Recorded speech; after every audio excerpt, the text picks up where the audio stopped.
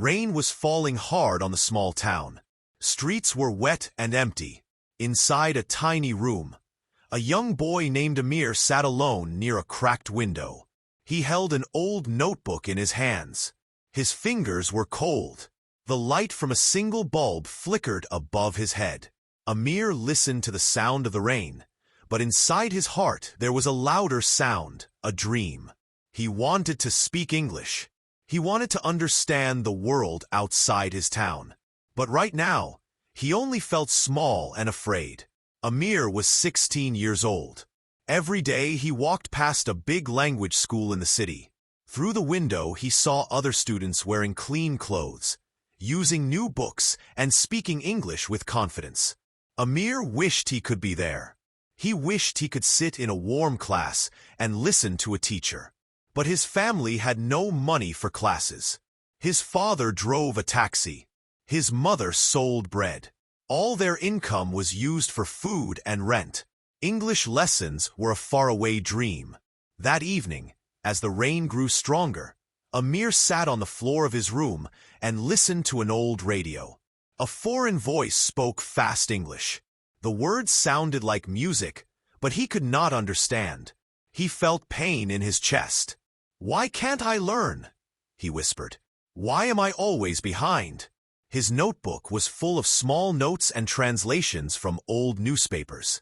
He had taught himself a few words, but when people spoke English on TV or radio, everything felt too fast. He felt lost, like a child in a dark forest. He closed his eyes and imagined another life. In that life he could travel to other countries, meet people, and study. He saw himself reading books, telling stories, and helping others learn. This picture made him smile, but the smile quickly faded. In real life, he had no teacher, no internet at home, and no friends who spoke English. He only had an old radio and his notebook. The distance between his dream and his reality was wide, like the river that cut through his town. Suddenly, there was a knock at the door. Amir's little sister entered the room. She was only 8 years old. She held a torn storybook in her hands. "Brother, can you read this to me?" she asked softly. Amir looked at the book. It was an English children's story that someone had thrown away at the market. He had picked it up from the street weeks ago. The pages were wet and dirty, but the words were still there. Amir felt a small fire inside him. Maybe he could not understand everything, but he could try. He took the book and began to read slowly. His voice trembled. "Once upon a time," he said. The English words tasted strange on his tongue. His sister watched him with big eyes. She smiled. Amir stumbled on the next word, but he tried again. He looked at the picture in the book and guessed the meaning. His sister clapped her hands. "Good," she said.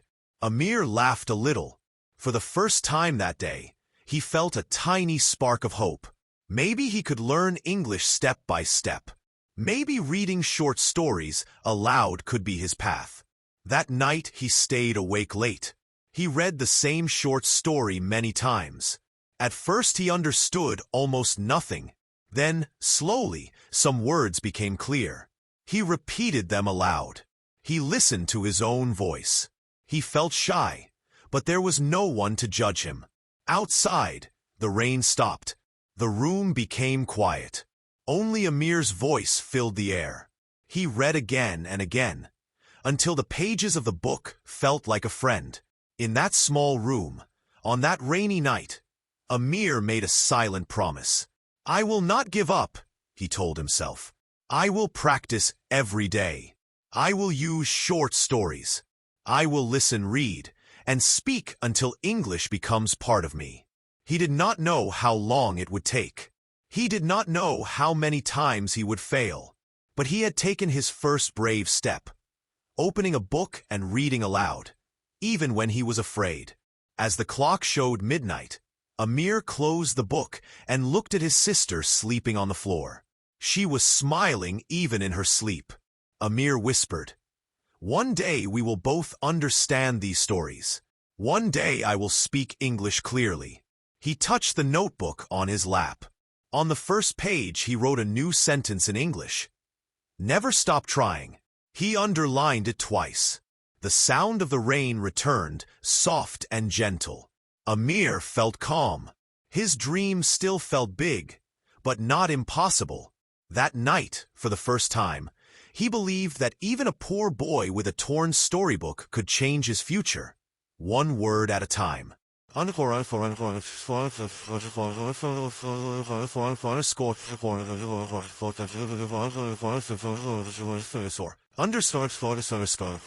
This is the hook/start section.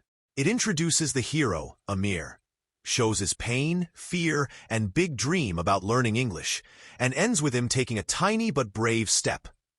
Perfect for making viewers curious about what happens next.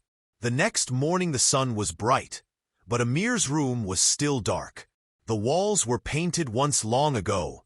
Now the paint was peeling. The window had no glass, only a thin plastic sheet to stop the wind. Outside, chickens ran between stones, and a dog barked somewhere far away. Amir stretched his arms. His body felt tired because he had slept only a few hours. Yet inside he felt a quiet happiness.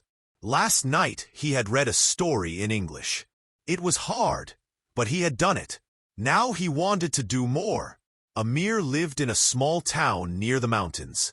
People here worked hard but earned little. Many men drove taxis or worked in shops. Women sold food at the market. Children helped their families. English was not spoken anywhere, only on the radio or by tourists passing through. In Amir's school there was one English teacher, but she had too many students and very old books. Most lessons were about grammar rules, not about speaking or listening.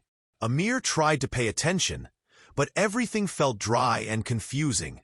He wanted living English, words that moved, words he could feel. His father, Khalid, woke up early every day to drive his old taxi. He left the house before sunrise and returned after dark. His hands were rough, his back often hurt. He dreamed that Amir and his sister would have a better life. But money was always short. Sometimes the taxi broke down.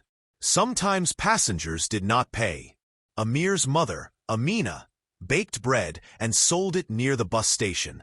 She was kind but always busy. She had little time to sit with Amir. Still, she told him, "Books are doors. Keep opening them." Her words stayed in his mind. Amir's sister, Layla, was young and curious. She liked colors, pictures, and stories. She had no idea how poor they were. For her, the small room was a castle and the torn book was a treasure. She followed Amir everywhere. When he studied, she sat next to him and watched. When he read, she repeated after him. Sometimes she made him laugh. Sometimes she annoyed him. But deep inside, Amir was thankful. Without her, the room would be silent and lonely. On Fridays, Amir helped his father wash the taxi. His clothes got wet and cold, but he didn't mind. He liked watching water flow over the dirty car, making it shine. It felt like a small change in a hard life. While working, he often listened to the radio. He tried to catch English words, even one or two. Airport, hello, good morning. Each new word was like a seed. He whispered them to himself again and again, afraid they might disappear from his mind. At school, Amir was shy. He sat in the back and rarely spoke. Some boys laughed at him because his shoes were old and his bag was torn. They said, "You can't learn English, you're too poor." Their words cut like knives. Amir lowered his eyes and stayed quiet. But inside he built a secret fire. One day, he thought, I will speak better than all of you. That secret fire kept him walking to school every day, even when his feet hurt. On Sundays there was a small library at the mosque. It had a few books in English. The covers were dusty, the pages yellow. Amir went there when he could. He sat on the floor and opened a book slowly, like opening a box of jewels. Sometimes he understood only the pictures. Sometimes he wrote down strange words and asked his teacher later. The teacher often said, "These books are too hard for you." But Amir smiled politely and kept reading. He believed that every word he met was a step toward his dream. Evenings in Amir's house were quiet. His mother cooked soup. His father repaired the taxi. Layla played with her doll. Amir sat near the window with his notebook. He copied words, drew small pictures next to them, and read aloud softly. The neighbors sometimes heard him and laughed. "Why do you waste your time?" they said. "You'll never need English here." Amir heard their voices, but kept writing. He thought of the tourists he had seen near the mountains, speaking English, taking photos, free to go anywhere. He wanted that freedom.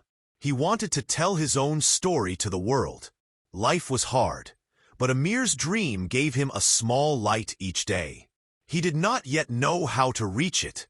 He had no internet, no teacher, no friend to practice with. Only short stories, radio voices, and his own courage. Yet in his heart he believed a simple truth. If he kept listening and reading, even for a few minutes every day, the door of English would slowly open. That belief became his anchor. While other boys played football after school, Amir often stayed inside to read. While others slept early, he stayed up late to listen to the radio. He felt lonely sometimes. He felt tired. But each time he learned a new word, he felt a small joy. Each time Layla clapped and said, "Good brother," he felt stronger. This was his background. A life of little money but big hope. Of noise outside but silence inside. Of closed doors but open dreams. And as the sun went down behind the mountains, Amir looked at the torn storybook again. He whispered a promise. "I will keep going." He did not know that his small actions were already changing him. He did not know that each story he read aloud was building a new voice inside him. A voice that would one day speak English clearly and confidently to the world.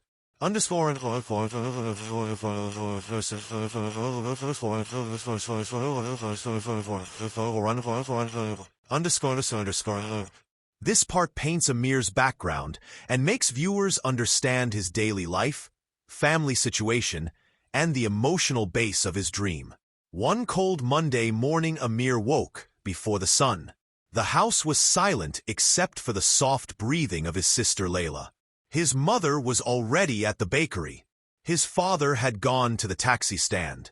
Amir sat up on the thin mattress, rubbed his eyes, and opened his old notebook. Inside, on the first page, he wrote in big letters, "I will speak English." He looked at the words for a long time. They felt like a small fire in the dark room. This was not just a wish anymore. It was a promise to himself. That day at school, after class ended, Amir did not run home. Instead, he walked to the teacher's desk. "Madam," he said quietly, "can I borrow one English book from the cupboard?" The teacher looked at him with surprise. "You," she said. "Those books are very hard." Amir nodded. "I want to try." She hesitated, then gave him a thin book called The Little Bird and the Sea. "Bring it back next week," she said. Amir held the book like a treasure. His hands were shaking a little. This was his first real step. When Amir reached home, the house was empty. He sat on the floor with Layla and opened the book. The letters looked like a wall at first, but there were pictures too. A small bird, a big ocean, a rising sun. He pointed to the first word and whispered it slowly. "The." Layla repeated after him. "Bird." "Flies." They laughed when they said a word wrong. They clapped when they said it right. By evening they had read the first 2 pages together. The story was simple but full of new words. Amir wrote them in his notebook, drew little pictures next to each one, and whispered them before sleeping. Every morning after that, Amir woke a little earlier. He read 2 pages before school. He wrote down 5 new words and said them aloud while walking to class. He even whispered them while washing his father's taxi. Sometimes he forgot a word. Sometimes he got it wrong. But he did not stop. Each small word felt like a brick.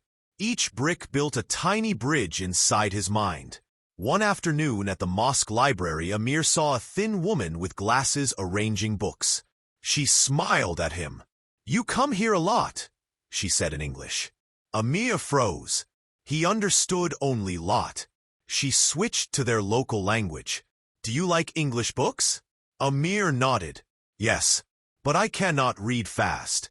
The woman introduced herself as Mrs. Sanaa. She had once studied in the city, and now returned to the town to care for her parents. She volunteered at the library on weekends. "If you want," she said, "I can help you a little with pronunciation." Amir's heart jumped. A real person offering help. He agreed at once. The next Saturday, Amir sat with Mrs. Sanaa at a small wooden table.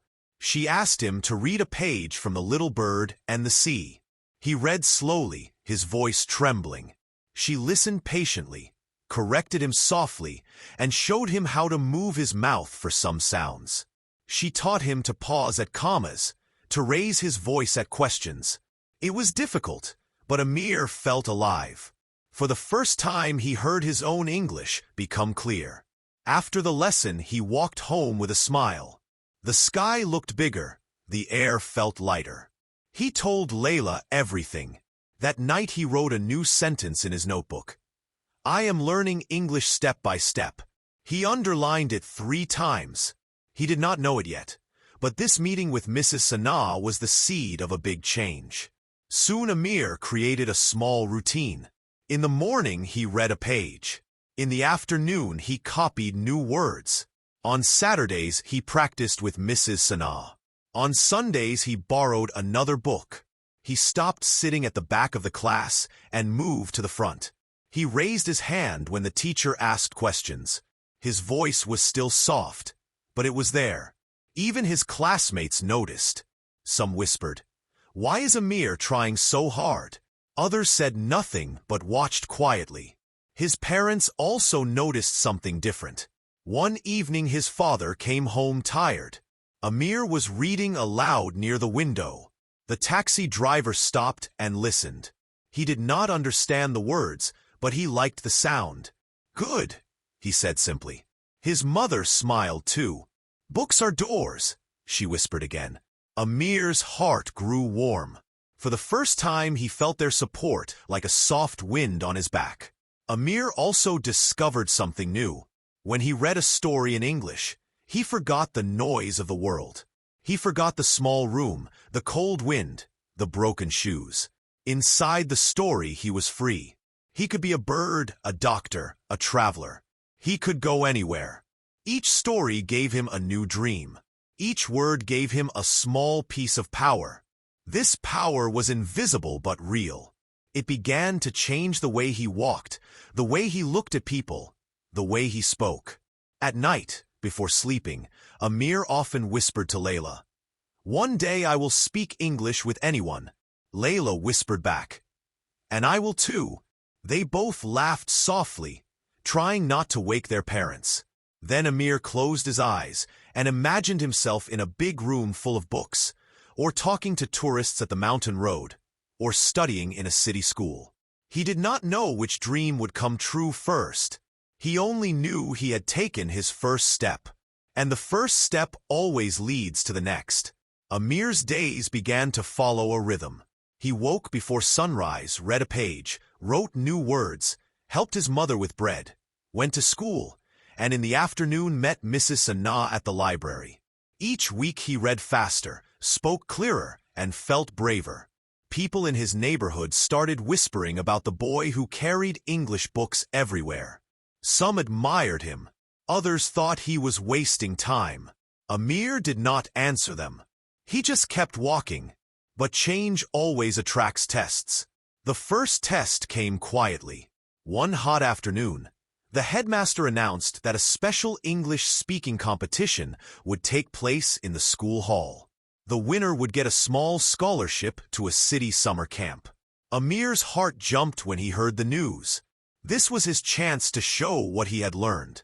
But as soon as his classmates heard his name on the list, they laughed. "You?" one boy sneered. "You can't even buy lunch. How will you win?" Another whispered, "He's from the poor street. He will freeze on stage." Their words stuck to Amir like thorns. For a moment, he wanted to cross his name out. But when he came home that evening and saw Layla copying English words beside the candlelight, something inside him grew firm. He would not quit before even trying. The next weeks became harder. Every time Amir practiced reading aloud in class, some students coughed loudly or mimicked his accent. One boy recorded his mistakes on a phone and played them back to the group. Amir's ears burned. He wanted to disappear under the desk. Mrs. Sanaa noticed his silence at the library. "What happened, Amir?" she asked. He shook his head. "They laugh," he whispered. She looked at him kindly. "They laugh because you are ahead," she said. "If you stop now, they win. If you keep going, you win." Amir held her words like a stone in his pocket. But the obstacles did not stop with teasing. His father's taxi broke down that same month, and money became tight. Amir's mother took extra shifts at the bakery. He had to help more at home, carrying flour sacks, washing dishes, looking after Layla. His study time shrank. Sometimes he fell asleep on the notebook with a pen still in his hand. On Saturdays he reached the library late, eyes heavy, clothes dusty from work. Yet he still tried to smile at Mrs. Sanaa, still opened the book, still read one paragraph aloud no matter how tired he was. One evening a storm hit the town. The power went out for 2 nights. The wind whistled through the cracks of the small house. Layla coughed under the thin blanket. Amir held a candle near his book, trying to practice his speech for the competition. But the candle flickered and went out. In the darkness, Amir sat with the paper in his lap, hearing his cousins' voices in his head. "You will freeze on stage. You don't belong there." His chest felt tight. For the first time in months, he thought maybe they were right. At school the next day he saw a new poster. Competition moved up. Only 1 week left. His stomach dropped. He still forgot whole sentences when he practiced. His pronunciation was not perfect. His shirt was torn at the collar. How could he stand on a stage like that? He almost walked to the office to cancel his name.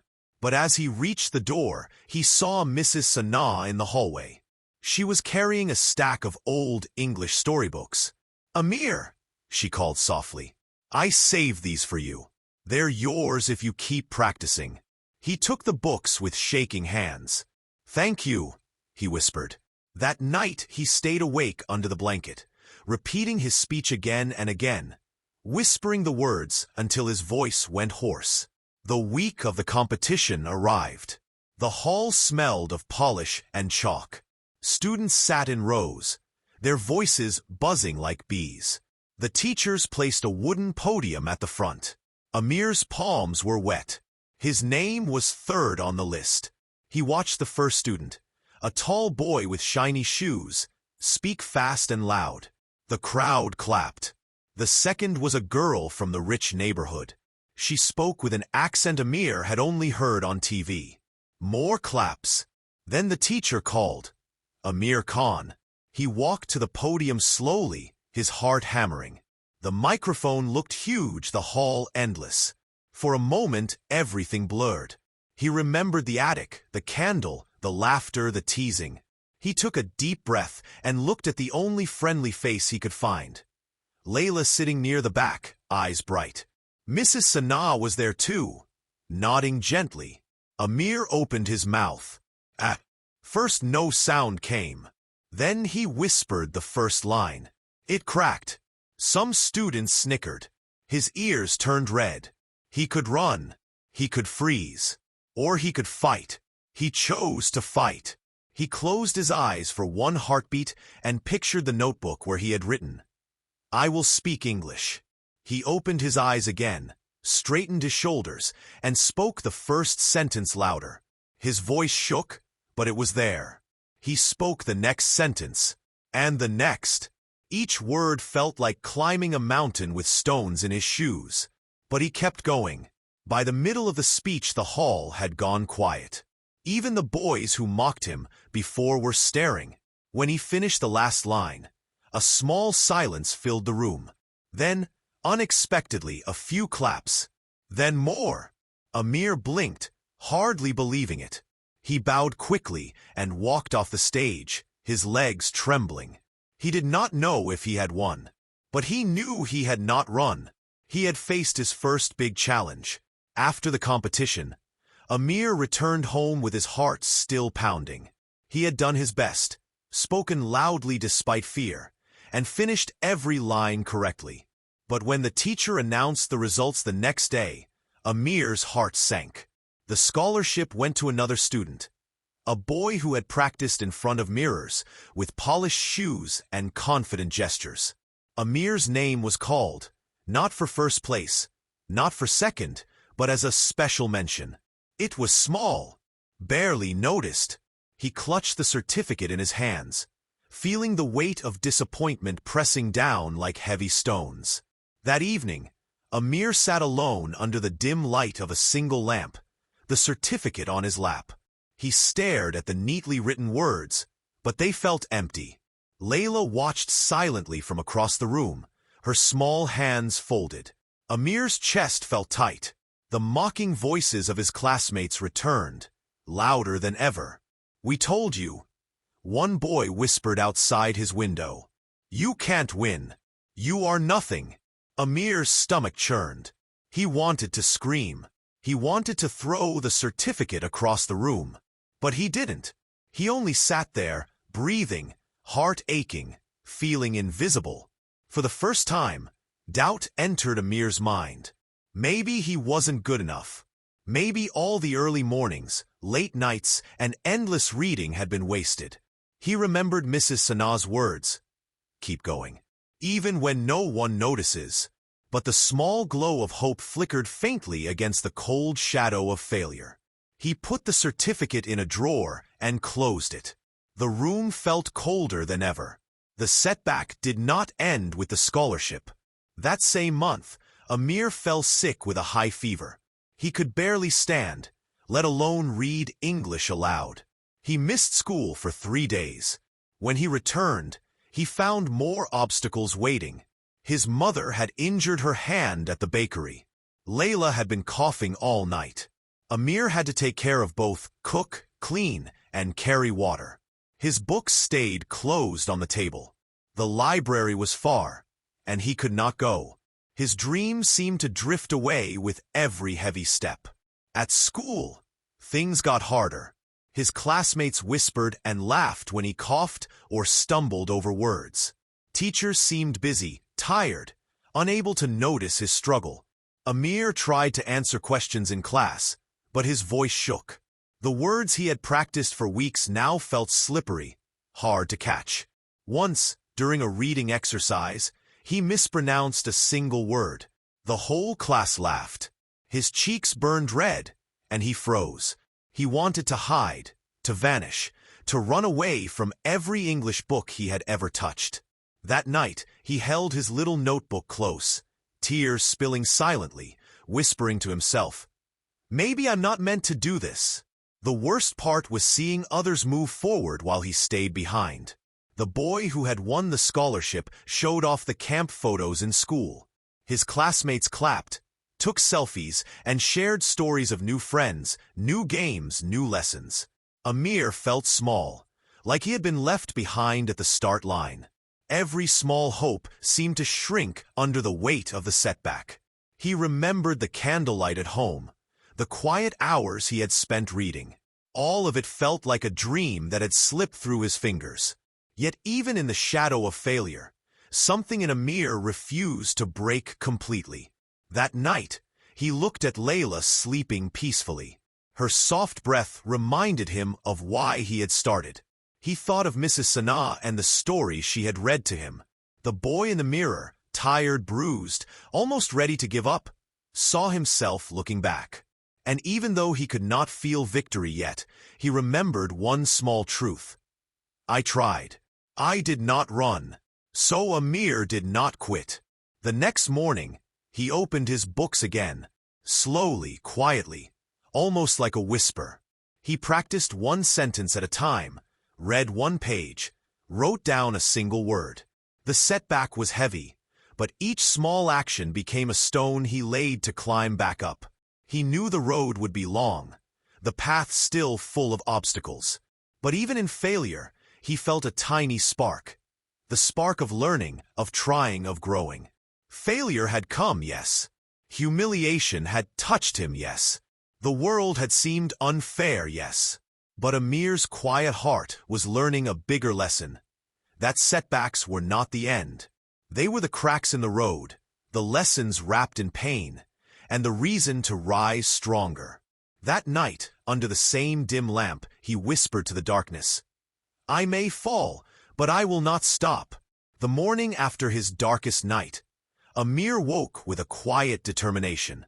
The setback still hurt, and his chest felt heavy, but a small voice inside him whispered, You can still try. You are not finished yet. He looked at Layla sleeping peacefully, and thought of all the dreams he had written in his small notebook. Each page reminded him of why he started. He could not give up. Not now. Not ever.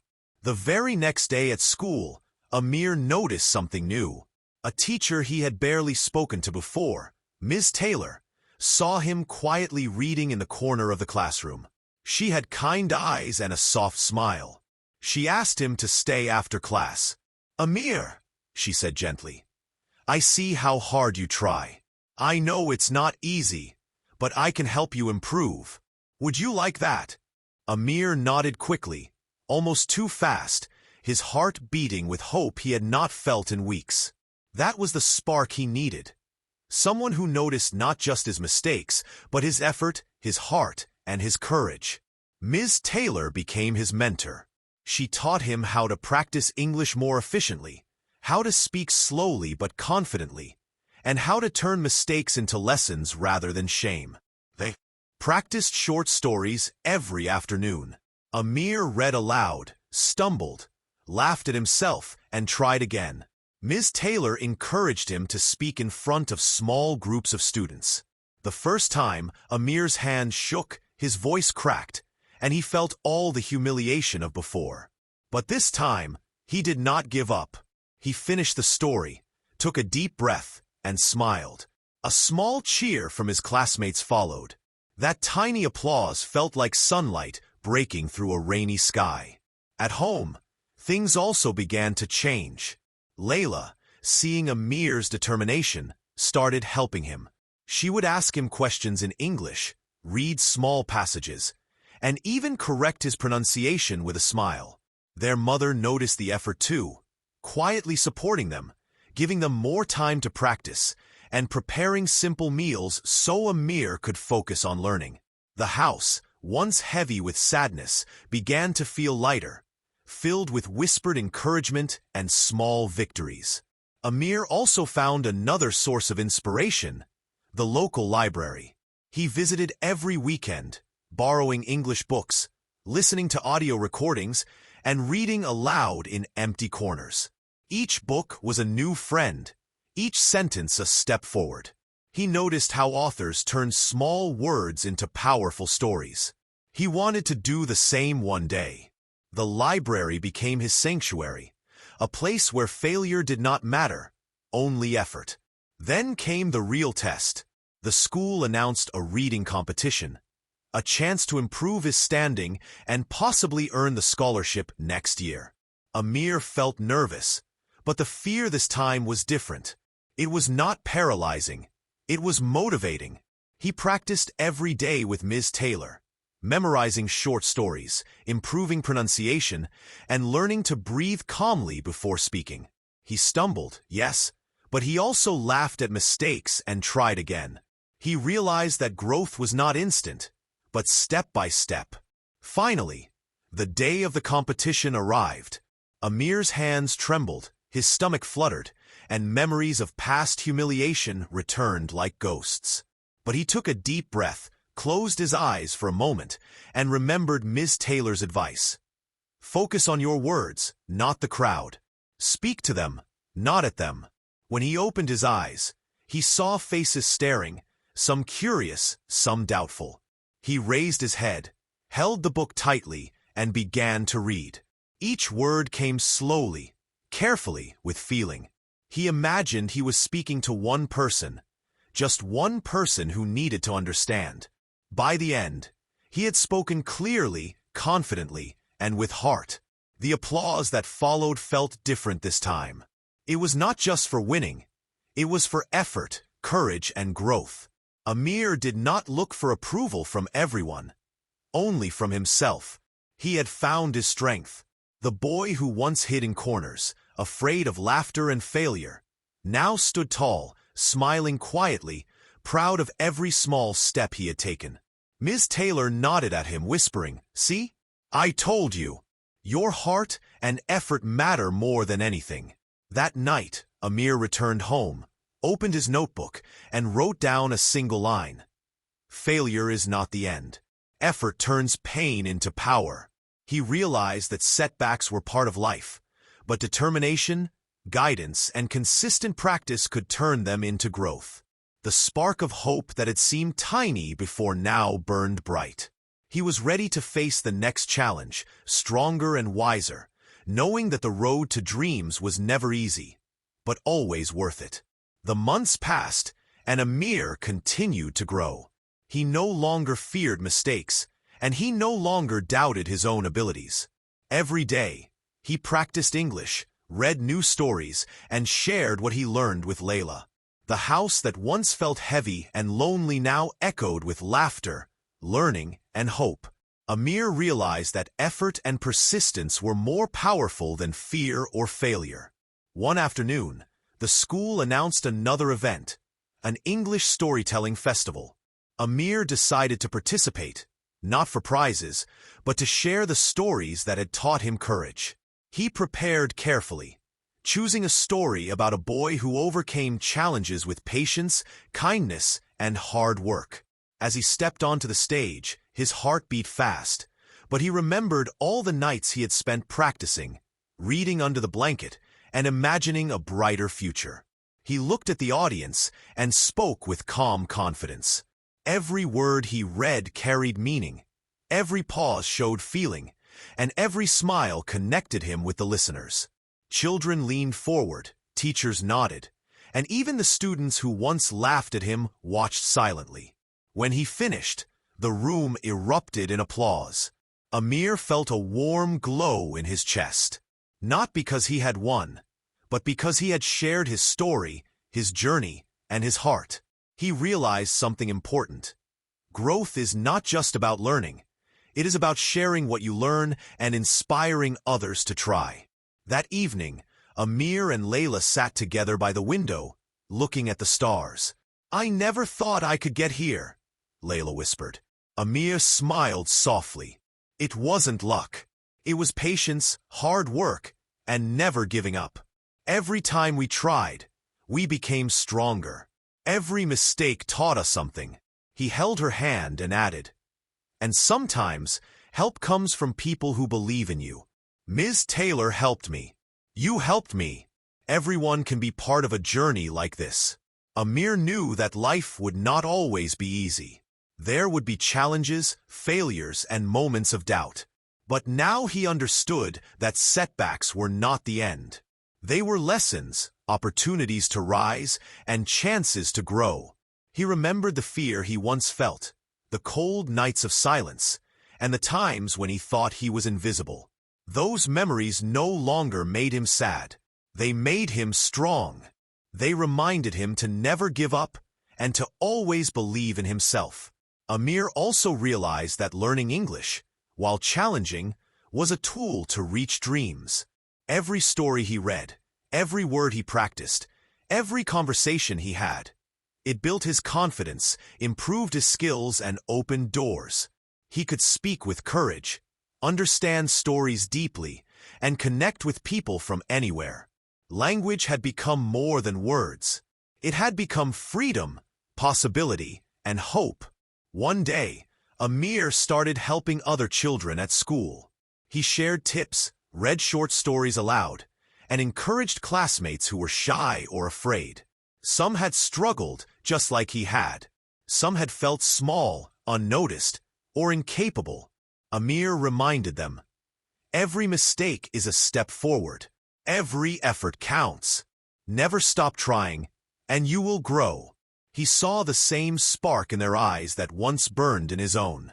He realized that the greatest reward was not recognition or prizes. It was making others feel capable, hopeful, and inspired. As time went on, Amir's confidence blossomed. He participated in more events, spoke with teachers, and even helped younger students with their English. He had learned that growth was a journey, not a destination. Small actions, repeated every day, built courage, skill, and heart. And no matter how far he went, he never forgot the quiet nights in his room, reading by flashlight, dreaming of a better future. Those moments were the foundation of everything he had achieved. Finally, Amir looked back at his journey and understood its true lesson. Persistence, courage, and kindness are more powerful than fear, failure, or doubt. Dreams grow when we work quietly, practice daily, and help each other along the way.